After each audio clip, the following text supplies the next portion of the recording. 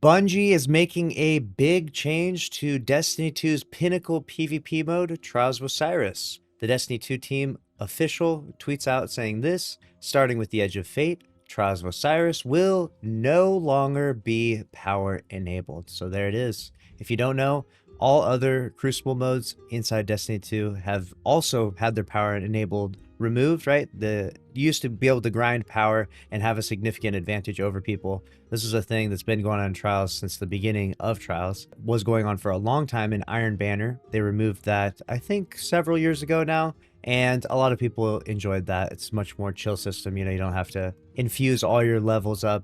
You don't have to, you know, grind the power grind as soon as a new expansion drops, right?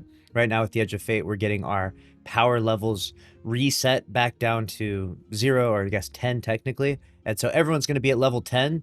And the grind to get up to the maximum power level has been estimated to be about 90 hours of specific time grinding these playlists. So it's going to be quite a grind to get up to that maximum power level. So in the process, Bungie doesn't want to, you know, give people an unfair advantage because, you know, there's going to be some people out there that know life and just log in day 1 Edge of Fate, 16 hours straight, go to sleep 16 hours again and again until they have just astronomically high power. They load into Trials of Osiris and they basically have, you know, cheats enabled compared to people that are playing the game in a much more casual manner, right? Now they're going to remove that from this. So I believe at this point in time, there's 0 Crucible playlists that have power enabled. Trials was the very last one. That's why it was the peak, the pinnacle playlist. And over time, they've just slowly removed this. While we still will have a required power level of 200 to enter, combat will not be affected by your Guardian's power, so keep that in mind.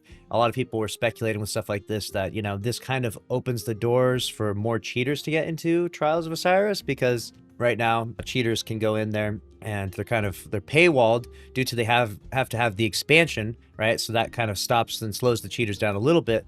But on top of them being paywalled, they're also, you know, time gated from it because they have to grind their power up to be accessible to getting into that playlist. So Bungie's maybe trying to mitigate that so a little bit. So you will have to at least get to 200, which should be a little bit of a grind. So for give you a good example, if you're a cheater out there, right, and you're logging in day 1 Edge of Fate, well, even if you have hardcore cheats on, you're still gonna have to grind up to power level 200 in order to be able to get into the playlist. And then on top of that, you're also going to have purchased the Edge of Fate. So that's $40. And then Bungie goes on to say, we hope this makes Trials more approachable to a wider audience while still maintaining a competitive feel through the passage system, maps, and mode on offer. Which, if you don't know, if you haven't played Trials in recent months, they've changed the entire passage system. They've made it significantly more accessible for people to make it to the lighthouse. Basically, you can, you know, if you spend enough time in Trials, you're going to make it to the lighthouse. You're going to get some adept weapons. They made it a lot better. They've lowered the bar significantly. It could still take a while because you do have to win,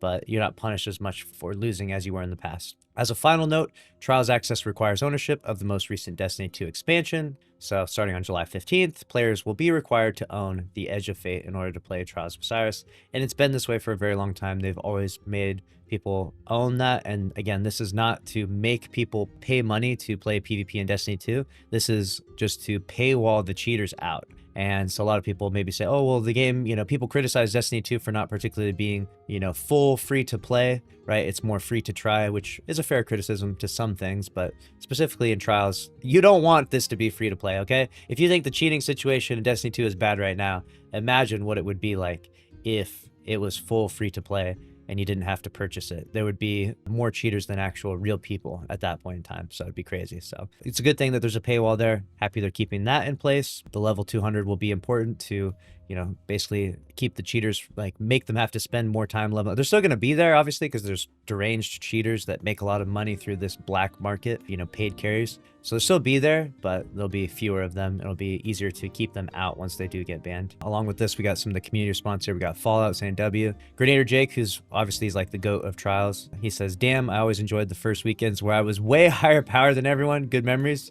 Grenadier Jake is in shambles right now, okay? He's posting a nice tweet, but right now he's at home crying for sure because this man, every expansion, he goes to maximum power as fast as possible. He's like 36-hour stream, non-stop grinding. And then when Trials comes out, he's like so much power above everyone. I remember playing against him a few times in those first weekends of Trials, and he just has like he's already very good, and on top of that, he has an unfair advantage by literally being a higher power level than you. So Grenadier Jake is in shambles right now. He's hating life. I think overall says hopefully more guardians can now enjoy trials earlier with the power grind. Gotcha. Approachable, yes, but I'm curious, where does power matter in PvP? Not at all now. There would be no place where it matters. Sepper says, oh, thank God I'm free from number go up simulator.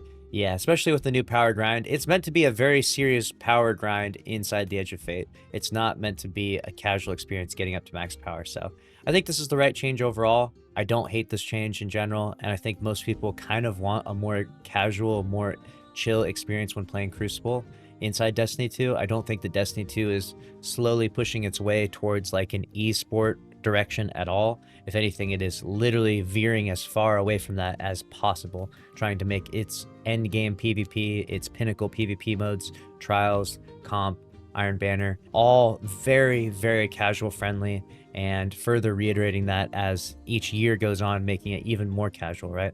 We've lowered the bar really far, like I said, with trials and with a lot of things. And there's skill-based matchmaking on basically everything now, so that way if you're a brand new player, you're kind of protected, you're shielded from, you know, having to play against the crazy sweaty people. And so overall, I think it's an okay change, but it's the end of an era, all right? It's the end of an era. Your power level no longer matters at all inside Crucible. Let me know what you think about that. 11 years, and now we're starting a whole new saga and a whole new approach to Destiny 2 PvP. Personally, I like this approach. Personally, I'm a fan. I think that PvP should be significantly more casual. I'm also a big fan of the removal of skill-based matchmaking.